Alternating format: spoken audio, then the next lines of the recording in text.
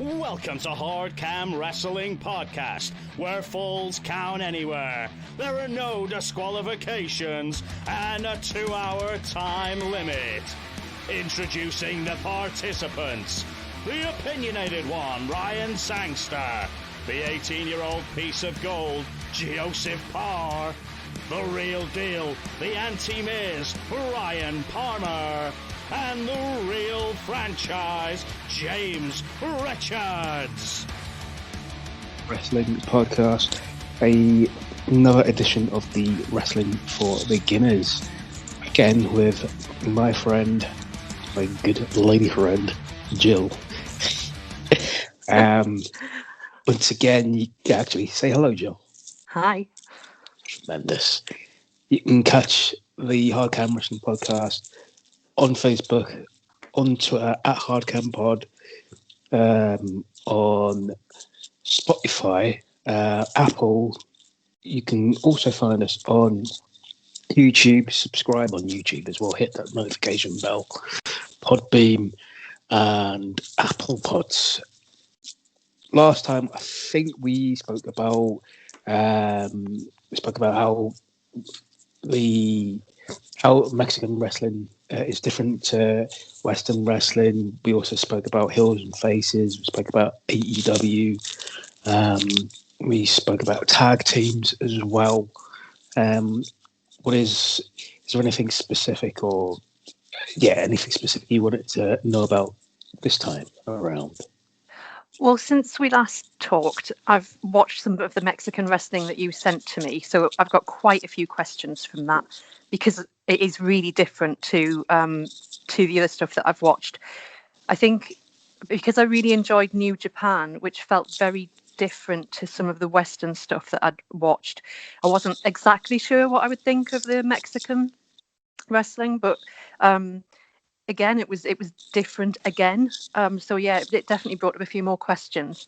And then I've also watched a bit of tag team as well, a mixed tag team that I wanted to ask you some things about. Yeah, that was it. I sent you Triple Mania. So I think you watched a bit of that.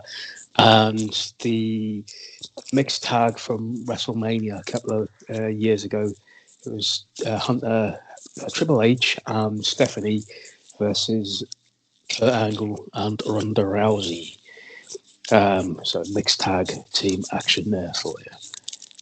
Which one do you want to start off with first? What questions do you have? Well, can I ask about the Mexican? Because that actually brought up more questions, I think, really. I mean, the first thing, which is very obvious, is the masks. So yes. I sort of wondered a bit about what is the history behind the masks? And where did that come from? Why is that specific to Mexican?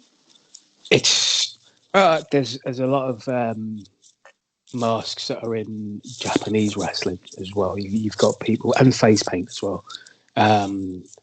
It's not technically solely indicative of Mexican wrestling, but in the same instance, yes, it is. It is a lot more prevalent in Mexican wrestling. It goes back years and years and years. There's like black and white footage of wrestling matches from like the 20s and 30s of luchadors in masks. It's an identity thing. A lot of these guys were like ordinary school teachers or plumbers or something in the street, and their evening jobs was to be wrestlers, so they had to wear masks. They couldn't be recognised by ordinary fans, or otherwise they'll get badgered all day long. So it kind of took on a mythological kind of mystique and status amongst the wrestlers. There's whole families that wear masks, and masks have been handed down throughout the years. Whole wrestling families where you've never seen the person without a mask on. To be unmasked in a wrestling match would be, if it isn't like a mask versus mask match, wherein the mask is on the line. Basically, you pin your opponent and you get to take your opponent's mask off to reveal their identity. That was interesting because that's one of the questions that I had when I've written a little note to myself, which was just demasking. Is that part of winning? Is that an objective? Only if it's, as I say, if it's a mask match, if it's a mask versus mask, or if it's a mask versus hair, or a mask versus basically mask versus career. The significance of taking someone's mask off is like stripping them of their identity. If it isn't a match where somebody's the mask isn't on the line, then it's seen as a disrespect to the tradition of Mexican wrestling, to the tradition of the mask itself. You can only take the mask off in a mask match. If it isn't a mask match, then and you take it off, then you'll be disqualified. In some cases, banned from that organisation, cast out from that organisation, never to be seen again. Sometimes it's taken incredibly serious, where some people may be injured, shot, or killed, or stabbed. So only but to answer your question, only in a match where the mask is a stipulation. Removing the mask is a stipulation. It's where it is a part of winning. So only certain matches and only okay, fair enough. One other thing, but I have no idea if this is a thing or not. So this may just be one of those things that means nothing. But the ring looked different, and I wasn't sure if that was just an ordinary staging issue that you might have seen in any other genre of wrestling. Like, it's just like there are different rings for different scenarios or whatever, or whether or not Mexican wrestling has a different style of ring. And it made me think about rings generally. Like, do they differ, or are there very strict rules right across all the genres of wrestling about what a ring should be like? Generally, a ring should be 4 sides, and it should be. Can you still hear us? Yeah. Okay. I just couldn't hear myself, bizarrely enough. Generally, it should be a 4-sided ring, and it should be like 20 by 20 if it's a WWE ring. Some other organizations have rings that are a lot smaller, like 16 by 16 or 8 by 8. The 20 by 20 rings are because the WWE have like huge guys on their organizations. The smaller the organization is, the smaller the guys get generally. There is other types of ring. You have a 6-sided ring, which I think in that Triple Mania. That's what I think they had. I'm sure. Yeah. You were saying a 6-sided ring, but in my head I was thinking it was a hexagon or something like that. But it was, it definitely wasn't a 4-sided, and I wasn't sure if that was something specific to that tournament or Mexican wrestling, or whether it's just one of those things that differs depending on. I think it was indicative to AAA, where they had a 6-sided ring. I think it is fairly new, although when I say new, maybe from the late 90s onwards. I think they use standards. There are organizations in Mexico that use standard 4-sided rings as well. The first 6-sided ring in the US was in TNA, NWA TNA, Total Nonstop Action. When they rose to prominence early 2000s, I think about 2004 or 5, they started to use a 6-sided ring, and a bit of notoriety out of that. They even had like cage matches where the whole 6 sides of the rings were encased in a cage. but they've gone back to they've flitted backwards and forwards between having a 4-sided ring and having a 6-sided ring. Don't think there's been anywhere where there's an 8-sided ring. The UFC use an octagon, which is like a cage with 8 sides, no ring ropes, just a canvas, and you just beat the living shit out of each other or submit each other. But that's something entirely different. That's mixed martial arts. Well, yeah, actually, speaking of ropes, though, because that was the other thing that I wondered about, whether or not that tournament or whatever would use that 6-sided ring for a reason. And because one thing that seemed to me obvious, but maybe it could just be this match, so I might be wrong, but it looked like they do a lot of big moves and a lot of flying moves. Like, is that what they're called? Where and high a lot spots. there was a lot of that, and which I quite enjoyed. I mean, I quite liked it. It went big really quick from the, right from the start of the match. There wasn't a lot of build to it. Just kind of that was it right from the get-go, which I really enjoyed. But I did wonder if the choice of ring might be partly to do with that, to facilitate some of that kind of moves, or do you know if there's like a reason why they do it, or why they change the ring types, or is it?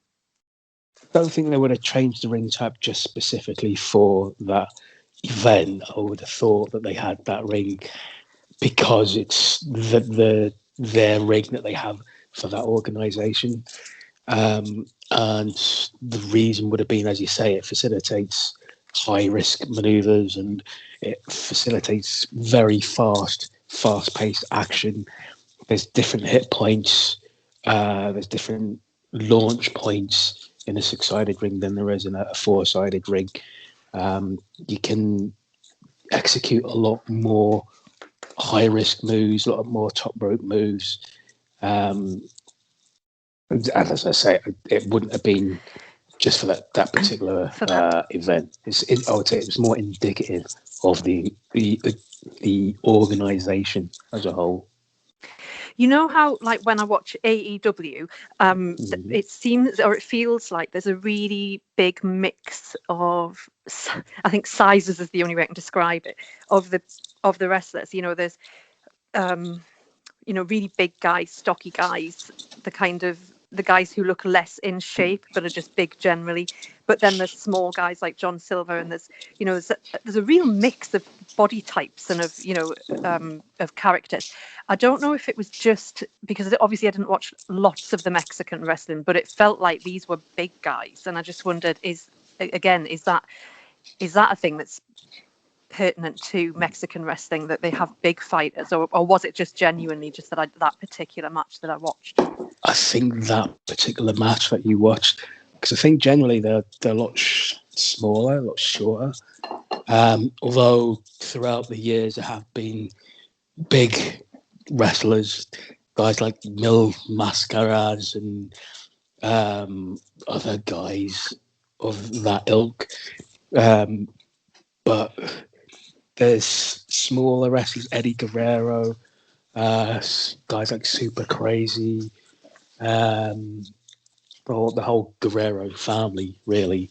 Juventud Guerrera, all those kind of guys are like a lot shorter, under 6 foot, that were high flyers and well known for high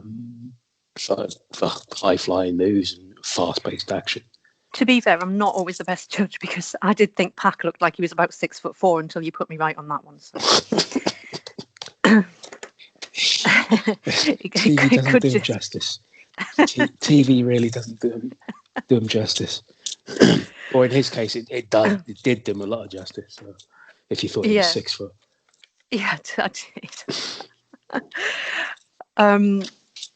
Another thing. So it was obviously because it's still difficult to follow all of the storylines, but it still is even in AEW, which I'm watching every week. So it's going to take me a while to get my head around that. But it did feel a bit. The feel of it for me was it was obviously very different in New Japan, but it felt very less gimmicky and soap opera-y. I'm not sure what I mean by that. Less like a soap opera than watching some of the US stuff. And I just wondered if, again, in terms of the kind of backstories and storylines that they use, is that very different in Mexican, or compared to other genres? I think it's probably more common than you think.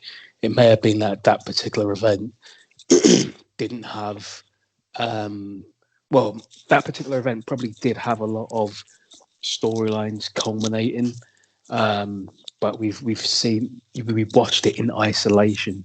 We only saw it in that one particular um, event.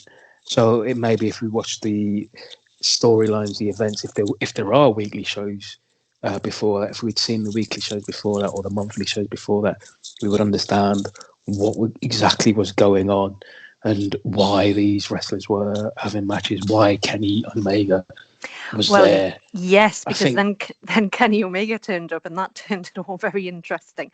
Got questions about that as well. And again, I was going to ask about when you've got somebody big like Kenny Omega. Why would he go and do that? Why would he go to Triple A? Yeah, because there's two things. He's always been known as the best bout machine. So he puts on the best matches in the past couple of years in New Japan and getting 6 stars or 5, 6, 7 star matches, or going for like 50 odd minutes in a match or maybe an hour time limit draw. So he's basically the first reason would be because he wants to prove himself as the best wrestler in the world. And he's gone to Triple A and won the Mega Campeon Championship. The second would be like a recent storyline where he's just won the AEW Championship under nefarious means, and he scarpered off to Impact Wrestling. Yes. So now there's a thing called he's going to. The rumor is he's going to become a belt collector, which basically means going from company to company, winning their championships.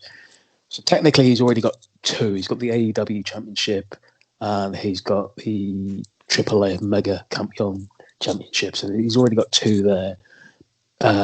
There's a good chance he'll go to Impact and he'll win their heavyweight championship. There's already a 6-man match between Kenny Omega with the Good Brothers and 3 of the other Impact guys. I can't remember who. And so if he wins their championship at some stage during the next few months, he'll probably go over to another organization that will have a working relationship with AEW. Maybe. Yeah, that was a question as well. So in terms of the business side of things, do the companies effectively do that then, just work together to sort of... Absolutely not. No. It's just I think at the moment it's a kind of a fluke situation. WWE, which is like the biggest organization in the world at the moment, don't have a lot of working relationships. If they do have a working relationships, it's always in their favor, where they'll take the best guys from the organization that they're working with, and then basically close down that organization, and that's it. That's funny because I did write that down as well. Like, is WWE seen as like a holy grail for Japanese or Mexican wrestlers or guys from the smaller companies or whatever? Is that what everyone's aspiring to? Is it like the Premiership or something? Yes and no. I'd say maybe since they were the only real company after they bought out ECW and WCW, so that there's nowhere else that anyone can go. It's just, yes, if you can't make it in Japan, then you might as well just go and try and make it in WWE. But as the years have gone on, other companies have sprung up, smaller companies, smaller independent companies. The British scene has exploded as well. Japan's gone from strength to strength. And then you come to now where New Japan is really, really, really excellent. And AEW is now a major force in wrestling. So WWE isn't seen as the holy grail anymore. There's now other options. WWE isn't the only options. It might be the place that can offer you the most money, but it isn't necessarily seen as a place that can offer you creative freedom or the best storylines or anything like that, which is why a lot of the wrestlers don't necessarily gravitate immediately towards WWE. There's a lot of them that go to Japan, or there's a lot that go to Impact Wrestling, or there's a lot that go to AEW at the moment. So it isn't seen as an honest company, as it's always seen as this big, let's say, conglomerate that wants to monopolize the wrestling scene. Yeah. And hoard all the toys for itself, and doesn't want any of the other kids to play with its toys. It's kind of been like that for the last 60, 50 years. There used to be territories where there was different wrestling organizations in America, and they all had like a symbiotic relationship. And then Vince McMahon took over WWF at the time, decided to say that he was working with the smaller organizations, but amalgamated them and ate them up and created the World Wrestling Federation. That's probably a different story, but so what we have now, where it was kind of seen as the only one that was operating, but there's now others. So you've got AEW, there's Impact, there's New Japan, there's Ring of Honor, there's MLW. Are the rules the same across the different companies and the different genres? Or are there some either some organisations or some genres where the rules are quite fundamentally different, or is it pretty much the same rules? Sort of. In New Japan, if you're out the ring, it's a 20 count instead of a 10 count. In Impact, the rules are the same as there are in WWE for basically everything. In Ring of Honor, you had to, I don't know if they still do it, I haven't watched it in a while, you had to shake hands before every match. That was the code of honor. I can't remember what happened if you didn't shake hands. In AEW, the rules are near enough the same as WWE, although the action and the storyline sort of differ. There hasn't been, from what I remember, a disqualification finish in WWE, in AEW, I should say. There's been the odd dirty finish, but no one's been disqualified. There's no, and they have a ranking system as well, which is supposed to like sort out who gets title shots and who's in line for title shots. In WWE, that's non-existent. It would be really good. What I could really do with is some sort of very brief guide to the technicality of it. But do you know, we were talking about a match that we'd watched, and you noticed that the guy didn't have his shoulder pinned to the floor, and you said both of the and it was a botch, and you said, but both of the shoulders should have been on the floor. Yes. That stuff is still all like, if you're new to it, it's quite confusing, because I wouldn't know that. I wouldn't even know to look for that. I think it would be quite useful in some ways to have some sort of really easy guide to the sort of the basics of what the objectives of the matches are, and what's right and what's wrong in terms of the rules, because that can still be quite confusing. I'm pretty sure there is an actual book of rules, at least WWE rules, that I saw in Forbidden Planet. Yeah. So I'm sure it may very well be on Amazon as well. So the book exists of You're going to get me it for my rules and birthday. I was kind of hoping you were going to get it for my birthday because mine comes up sooner. I think you already know the rules. Surely this is the way it's supposed to work. You're supposed to be guiding me on this, surely. I'll buy it for you and I'll just borrow it for like a good few months. Right, fair enough. But shoulders being pinned on the mat for 3 count is a universal rule. That's a definite rule.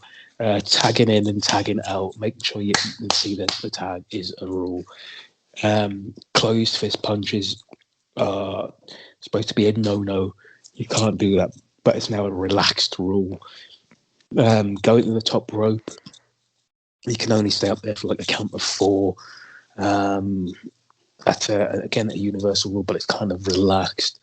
Throwing people over the top rope used to be like a disqualification back in WCW days, but they rescinded that rule.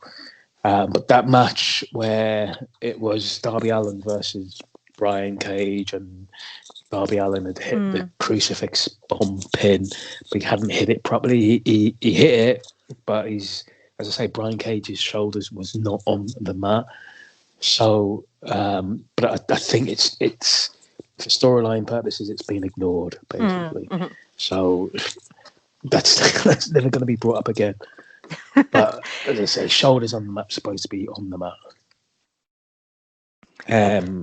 Other rules, obviously, unless it's a weapons match, you can't bring a weapon into a match. You can't hit anyone with a chair or a stick of some sort. I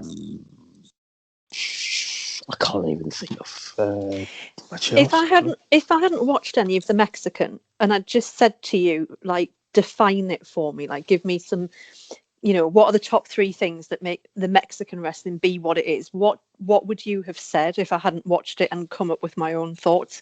Because there were just a couple of other things I was going to say, but it would be interesting to hear how you would define it. Well, I'd say lucha libre, masks, and I don't know, working the right side instead of working the left side. Oh yeah, we talked about that before.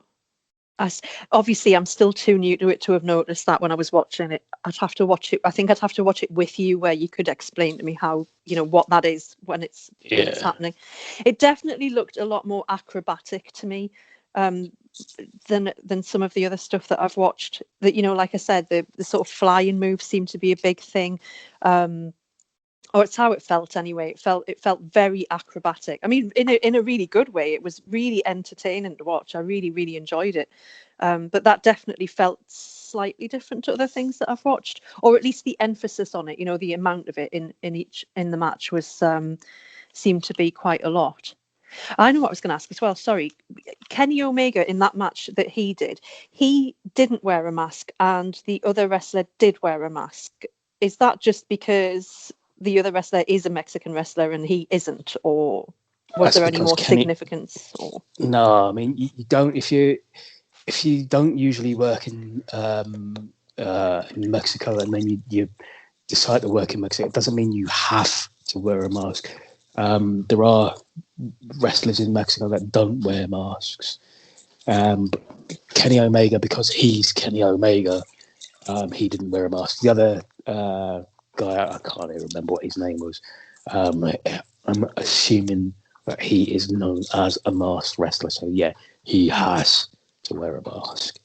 But in that instance, how before we were saying about whether demasking was part of the match, and you said that would only be the case if it was 2 masked wrestlers and it was a stipulation of that actual match. Well, would it be or not? Or not just if it was 2 masked wrestlers. If it was 1 masked wrestler and a masked wrestler and it was a masked match, the stipulation was to make it kind of equal. Because if it was just a case of, I want to win this match, but I want to win it by unmasking you. What's the other guy? What's in it for the other guy? So there's got to be some sort of stipulation there. Maybe it's like a title for mask or a career for mask. if I pin you, I get to take your mask off. But if you pin me, you keep your mask and you take my title, or if you pin me, you keep your mask and you I leave this territory for good. My career in this company's done. So it's not always just two. I mean, it could be that it's two masked wrestlers, but generally it isn't limited to two masked wrestlers in a mask match only. If that makes any sense. Yeah, no, it does make sense. It just was obviously different to the first match that I watched, where it was two Mexican wrestlers and they were both masked, and so it has a slightly different feel. But I just wasn't quite sure how that then transfers if you've got one masked and one unmasked. Yeah, I would have assumed in those matches it was just a normal match. It wouldn't be the stipulation of, unless it was a mask match, but I don't think any of those matches that I sent you on that Triple Mania card were mask matches. So what have I not seen now then? Because obviously I've seen a little bit of WWE, and we'll probably come on to talk about that in a moment, because obviously I've got some controversial views, I think, apparently on WWE. But I've watched AEW and some of the Mexican now and some of the New Japan, but you talk about the other ones as Impact and and what are the other ones again? Tell me the rest of them. Ring of Honor, MLW, which is Major League Wrestling, but there's like a load of others as well. Well, in terms of Impact then, because that's the one you talk about a lot, how does Impact relate to the other ones that I've seen, and what would define Impact as a as opposed to AEW or WWE? Impact Wrestling, they used to be known as TNA, Impact Total Non-Stop Action, and they sprung out of Nashville back in 2002. They're a smaller company than a hell of a lot smaller company than at the time WWF stroke WWE was.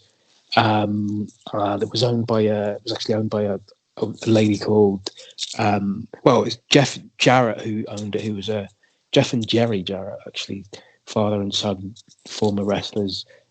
Jeff is still a wrestler. He booked himself in the company to be the champion. They got funded by Panda Energy, which was owned by a lady called Dixie Carter. They had a lot of older wrestlers and unknown wrestlers. So there was a lot of ex-WWE and ex-WCW and ex-ECW wrestlers that turned up on the roster for TNA. And it got kind of a lot of stick for it. So it was like a lot of people were like, "Oh, you're just a fucking ex-WWE company." What's the running joke was, "What's such and such doing in the Impact Zone?" But their names would be transposed. So, for example, if it was, let's say, for example, Roman Reigns, who is in WWE, and he started to, if he decided to turn up for, he signed for NWA TNA, it'd be, "What's Roman Reigns?" or something like that. So they'd fuck the name, because they would give different names for wrestlers, which weren't really original names, just names transposed. Then the differences between the two companies were the ring in later down the years. I think 2003-4, they started to use a 6-sided ring. They had a pay-per-view model, so every show that they had, weekly or monthly, was a pay-per-view, so you get to pay to watch. Whereas in WWE, all their shows, all the weekly shows, were on free TV, and only their pay-per-view special events like the Royal Rumble, Survivor Series, WrestleMania, those are on pay-per-view. You had to pay to watch those. So that's where that's another difference between the two companies. Sting used to wrestle for TNA. Kurt Angle used to wrestle. So Kurt Angle spent most of his career in TNA stroke Impact than he did in WWE. As I say, a lot of people used to see it as a dumping ground for ex-WWE talent. Now, Where because of people sort of go to be put out to pasture. Exactly, yeah. But in some instances, they rejuvenated their careers as well and went back to WWE, bizarrely enough. So with the pandemic, they play at 0 crowds, but they still produce. In my opinion, they still produce good TV and good special events as well. How do you watch it here? Like where obviously AEW is on for me it's like on a normal TV channel that I can easily access and stuff. But what I don't recall, and obviously I've seen WWE on the normal channels too. But how do you access Impact here? Impact is actually on Free Sports and 5 Live, I think it is, or it's one of the Channel 5 channels, but I can't remember which one it is. It's so it is accessible then? It is accessible, yeah. Or you can just get it on some dodgy website, which I know. So I think everyone knows, but I'm not going to advertise it here, even though it's a really good frigging website. Or they've got an app called Impact Plus, which I think it's $5.99 a month or something like that. But I ain't going to pay for that.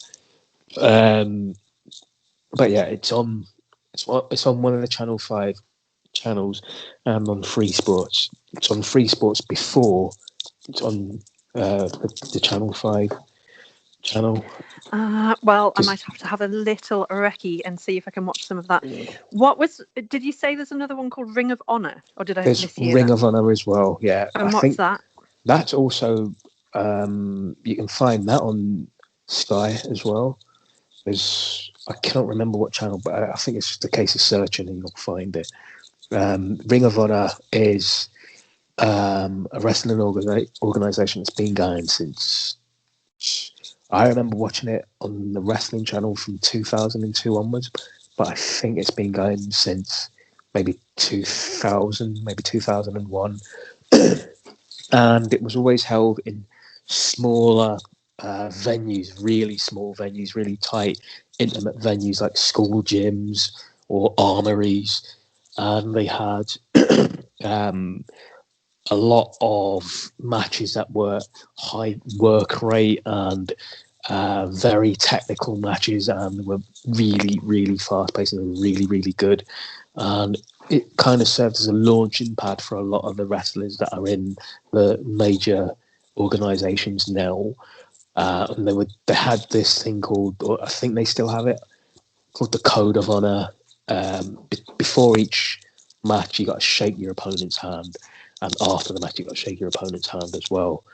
And they had a title called the Pure title, which was contested under like really, really strict wrestling rules. If someone had you in a submission hold, to get out of that submission hold or to make that person break that submission hold, you had to touch the bottom rope or any of the ropes, basically.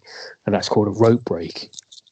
But within this pure wrestling landscape, you only had a limited amount of rope breaks. So if you touch the rope 3 times, that would be your last rope break. And you try to touch it again, the referee couldn't break the hold. Like, right, no, you've done your rope breaks.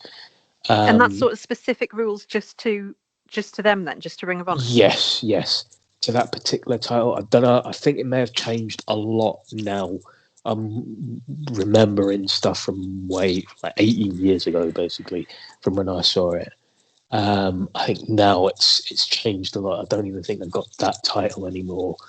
All those type of rules or matches. So I think it's changed a lot. But from what I remember, that's what typified Ring of Honor to other. Typified, if that's even a correct word, that's what made it different to other organisations at the time. Whether or not it's still the same, I don't know.